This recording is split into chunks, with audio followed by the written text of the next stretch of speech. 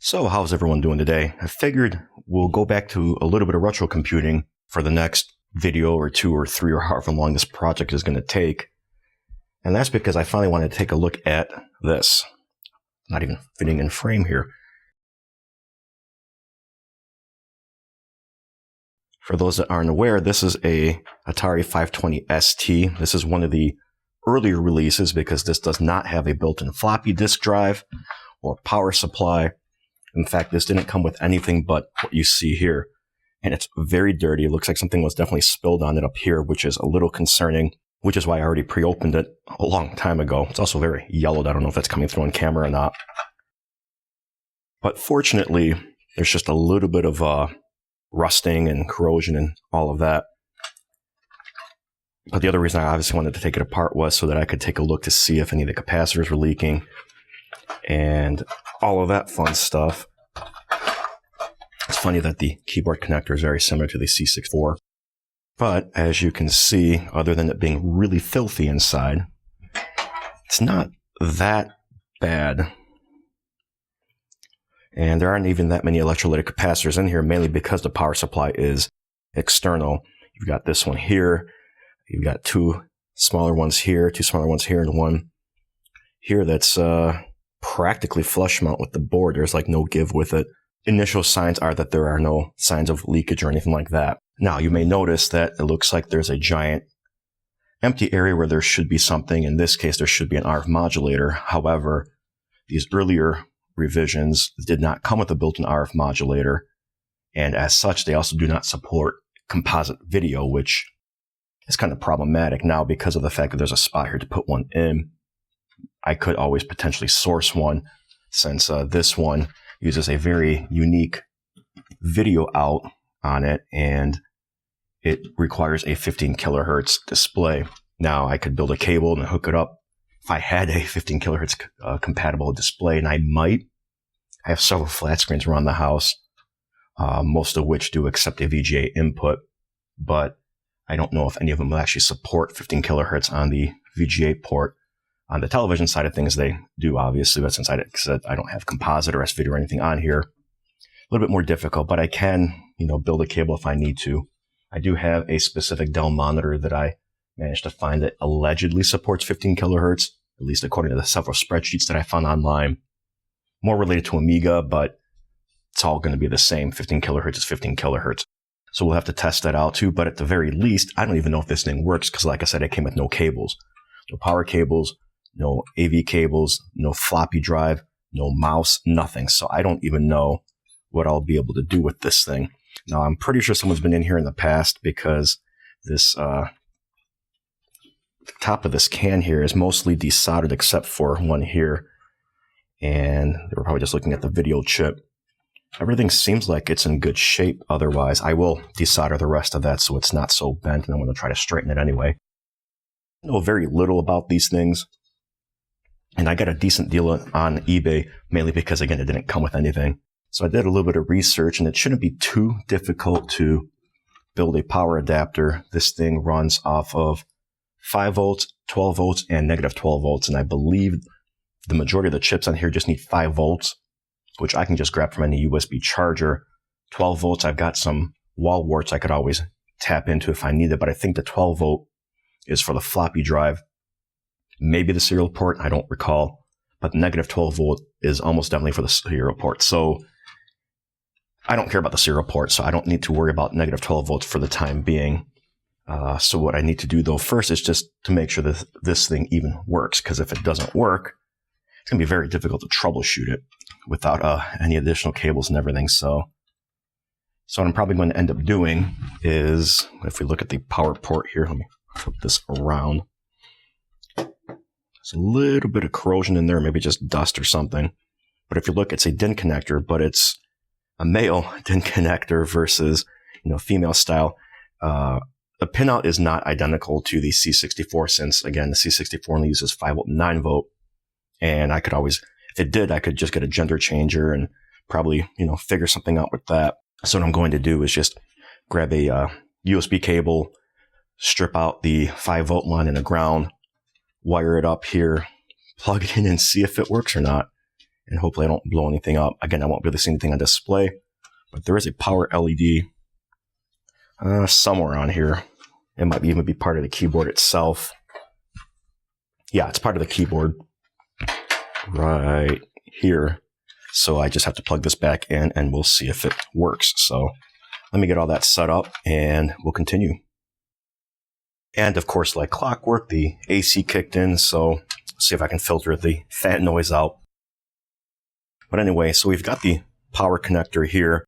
And I know it's a little bit tough to see, but basically the way it's wired up is these top two left pins are 5 volt. Next one is 12 volt. The bottom one is nothing. This one, the bottom right, is negative 12 volt. And then the other two are ground on top of the shroud that goes around it. So, like I said, USB plug should be enough. USB charger, because that supplies 5 volts. At the very least, it'll power the chips on. Did a very, very, very crude connection. Do not copy this. This is probably a stupid design.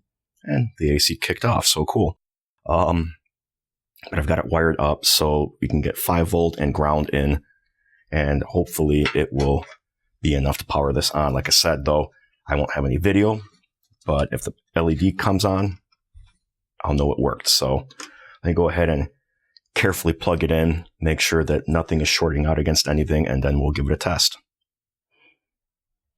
So I've got this at a weird angle just because I want to try to get the LED in. Plus, I want to have the makeshift power cable come out towards me in the event something happens. I can quickly yank it out. But let's go ahead and plug this into a USB power brick.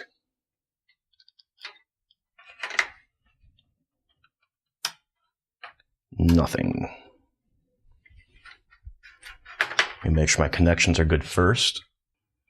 All right, I think I've got it hopefully wired correctly. Some of the ground lines came loose, so let me plug it in. Fingers crossed. There's a power LED. So it powers on. Cool. That still doesn't mean it works or anything because I have no idea if any of the chips are working, any capacitors that have gone bad, including any ceramics, tantalums, etc. I have no idea. So, but yeah, I mean, it powers on at the very least, so I'm good to go there. What I'll probably end up having to do now is building a proper power supply with a bunch of parts that I picked up. And I picked up one of these. It's got these voltages on there. It's got 5 volt. It's got 12 volt, and it's got negative 12 volt. As you can see right there in the out. Let's see. Yeah, right there in the output. So 5 volts separate. COM ground, AC in, another ground, and negative V is negative 12 volt, plus V positive 12 volt, etc. I don't know if this is a good brand or anything like that, but I do know that it supports both 110 and 220. So there's that. I'll put that together. We've got a little project box for it, but unfortunately I wasn't paying attention and it doesn't have any ventilation on it whatsoever. So I'll probably have to cut some vent holes. I might follow these little lines that are in here and use those as kind of like a guide. I'm not sure if they're showing up in camera or not. I can't see it. Hopefully you can. And then, of course, like I said, I've got the female DIN connector that I can use to actually create everything, a bunch of different wires and all of that. So I will work on that, get that built so that it's properly powered and I don't have this precarious setup over here. So, but then of course the next problem, which is going to be a bigger problem to overcome, is the video. And that means I have to build a video cable. Fortunately, I do have the pinouts for that as well. And I'll overlay it on screen if I remember. But I'm just going to basically just grab some DuPont cables, plug them in, wire them up to the end of a VGA cable to see if it works. And then I'll try the Dell monitor that I have here. The model number on this is, if I could see it, P2214HB. B, I'm guessing, means black because it's a black, mostly black monitor. So that one is supposedly supposed to support 15 kilohertz. I'm hoping it does. That way I can get everything wired up And yes, I probably, if I was smart enough, could probably take the RGB, the sinks, and turn it into some sort of composite video source. But I'm not that smart, so I'm not going to bother with that. I'll just go ahead with the VGA option and see if it works. And hopefully it does. And again, even if I do get a picture, doesn't mean that it's actually working. And I, of course, also don't have any way of testing it because I don't have a floppy disk drive or anything like that. So, but let's go ahead and see if I can't build a power supply for it first. And of course, once again, the central air kicked in because, of course, it did, but that's fine. Disclaimer, this should not be taken as a guide of any sorts. Like I said, I don't know anything about this power supply or its quality. I really don't know what I'm doing overall, just kind of winging it, let's be honest here, based on a little bit of research. So, and we need to loosen this. Oh, completely remove it. I didn't want to go that far. So these are not captive screws. Good to know. And unfortunately, I don't have any clips or anything I can put on, so what I'm going to do, I'll probably have to take them out anyway. So I'm just going to do the old bendy, wrap it around the screw, secure it, and go from there.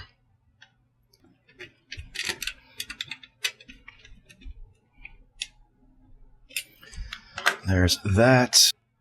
Let's do a quick continuity test just to be on the safe side here. That's not going to stand up, so let's see. Line, neutral. All right, cool. Nothing shorting. It is connected correctly. So at the very least, I can power the power supply on from this point forward. I do like how there is a potentiometer here to adjust a 5-volt power. That's nice, although I wish they had one for the 12-volt as well. But I've got to figure out how to, well, not how to, I know how to wire it. I got to figure out what kind of wiring to use on the other side of it, because I don't want to just use DuPont cables, because I don't believe those are sufficient enough for long-term use. For testing, yeah, they were fine.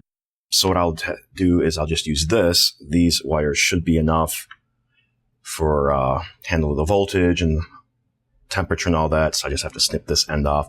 I won't do it right at the end. That way I have a little bit of a pigtail in case I need a cable like this in the future. And all I have to do is just strip back the shielding, wire up the 12-volt, negative 12-volt, 5-volt. May get these stripped, and we'll continue on.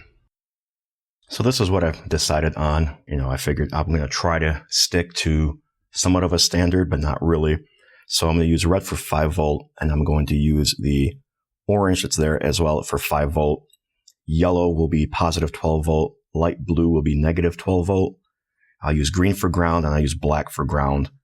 And I may take the pink and tie it together with the light blue, and I might take the white and tie it together with the yellow. So that's what I'm probably going to go with. The bare copper ground I'm not even going to bother with, and probably just going to clamp the Mylar shielding through here, giving that a little bit extra, you know, extra shielding, extra ground. So let me go ahead and get all that wire. I'll get that wired up on the power supply side first, and then with regards to the connector, that'll have to be soldered on. I'll use one of my sets of helping hands and straighten these pins out first because they're a little crooked, it looks like. And we'll get that all wired up. Should be fun. All right, so I got done with the cable, at least temporarily. This isn't going to be the final version of it. I mean, part of it is, part of it isn't. I don't know what I'm trying to say, but went ahead and soldered all the wires and everything. I did it off camera because it's just easier that way. But I do have everything wired up here and toned everything out. Everything seems to be fine. All that's left to do is to plug it in and see if it works, right? Upside down. There we go. So we got the cable in. Plug the other end in over here. And it works. The power LED looks brighter in person than on camera, but it's on. So power supply is working to the best of my knowledge. Again, I can't see anything on screen, which of course leads me to the next part of this, and that's trying to get this proprietary 13-pin connector wired up to a very much standard VGA cable. So what I did again off camera, because it's just easier, is this wonderful mess of DuPont cables and tied to little headers and everything. And the reason for this is because all of the grounds and on the VGA side of things, what's called the shield for each color RGB, which is basically just ground, they all need to be tied together because there's only one ground point on the video connector over here. So we've got that. For low res color, you just straight up do RGB. If you want to do the high res black and white, you would combine these three and connect them to a different pin. I forget which one, but I'll see if I can't superimpose it. And then, of course, you got H and V sync, which just go one-to-one with it. So I'm going to attempt to stick these in. Hopefully the pin sizes are about the same. And I'm just going to straight up hook it up to my Dell monitor that supposedly supports 15 kilohertz. We'll see if this works. Then I will make a proper video cable for it. So, all right, I have my extremely janky video cable connected. I'm just supporting the VGA end under the case here because it's a heavier cable. I don't want it to yank everything out. I've got everything hooked up to the monitor. Let's see if I get anything on screen. I do. It's not a clean picture. Let's see if I'm going to be able to move this or not. So as you can see there, you get a picture, but it's kind of corrupt. Now, it's possible I got some of the pinouts wrong. I'll double check on my wiring and everything real quick, and I'll let you guys know what I find. So wiring was fine. I just started pushing down on some random chips, and well, not sure if the background should be red like that, and I don't have a mouse to control it or anything, but I actually have no idea if anything is actually working. But I've got that. So, so far so good. Also, this supports 15 kilohertz. Awesome. Be able to use it with the Amiga as well, and possibly other retro machines. I need to build a proper video cable so it's not so janky and everything. And for that, I have these here, which I'm going to basically just take one end of the VGA cable, lop it off, wire everything up to here, which is going to be a huge pain because of how small these pins are, but I'll figure something out. Plan B, in case I lose my sanity, is to just lop off one end of this cable here and attach, just solder the wires on individually, somewhere in the middle, wrap it up for shielding and everything. It's going to be a little thicker where the splices are, but I think that might be a little bit easier than this. We'll see, though, what I come up with. So I totally forgot that I actually have a mouse adapter that'll work not just with the Amiga, but apparently with the ST line of computers as well, too. I just have to flip a couple of jumpers around. So, here we go. Gem running on TOS, 1985. Not sure which version. I don't know if there is a about. Let's see if I can change the resolution or not. I can. Look at that. Can't go to high res because that's black and white only. I don't have that wired up right now. Let's go back to low just because it won't be as squished. I believe 600 by 200 resolution is the medium res. So yeah. Not sure why the background is red. That could be normal. It could be indicative of an issue. Haven't been able to find much information online. I posted in a subreddit, but I don't think I'm going to get a response there. So I may look at some other forums like Atari Age or one of those. But yeah, so at the very least, I can do some very basic things. I do not have the floppy disk drive, obviously, so I cannot save my preferences or anything like that.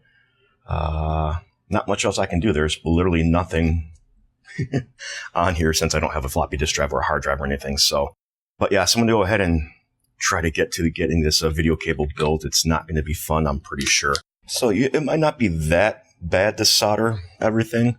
The pins don't seem to be that close together. I can't get this to focus, so I'll have to make do. One thing I did notice, though, is that these pins are completely flush at the end. There's no little hole or a hook or anything to loop wires through. So this is going to be challenging from a soldering standpoint. I almost wonder if this isn't designed for some sort of connector you just slide on. So, of course, because nothing ever goes perfectly, I hit a snag. Putting the cable together only gives me red and green. And I know that this is green and not blue because it's a yellow color, obviously. And also I had disconnected it and it was all red. For whatever reason, blue wasn't coming through. Now, here's the odd thing. When I tone it all out, it tones out just fine from the VGA end all the way down to the ST end. Ground does, blue. So I'm not really sure why there is no blue signal coming in. Unless there's a intermittent kink or something like that, doesn't make any sense. I also tested the port itself. Everything seems to be fine there. So I'm not sure why I'm not able to get any kind of a blue color on screen. Yeah, so not sure what I'm going to do at this point. This video's been going on way longer than I wanted it, and I've been working on this longer than I wanted to. I've got other things that I got to get done today, and I don't want to delay the video any further either. So I'm just going to release it as is. So future KozTech here, as you can see, I have a green background, and that's because I'm an idiot and flipped the red and the green pins for whatever reason. I don't know why I wrote it down that way, but those should be reversed. And also the missing blue that you saw towards the end of the video was because even though I memorized it as being under green, because green was in the wrong spot, so was blue. So as you can see, it is green and should be working, hopefully. But of course, I still have to fix this mess and go from there. But again, that'll be part 2. Stay tuned. I mean, it works at the very least. At the base level, this thing is working, so that's awesome. I'll have to muck around with the cabling a little bit more, see if I can't figure something out. I do have a plan B. Like I said, I can always go with this, snip the end off, splice it, and go from there, and it might actually be a better option overall. So we'll see. But yeah, that's it for this. If you guys have any tips or tricks or anything, maybe there's a known issue where the blue just randomly stops working. I'm not sure. But if you guys have any suggestions or anything, leave them down below. Otherwise, thanks all. I will catch you later.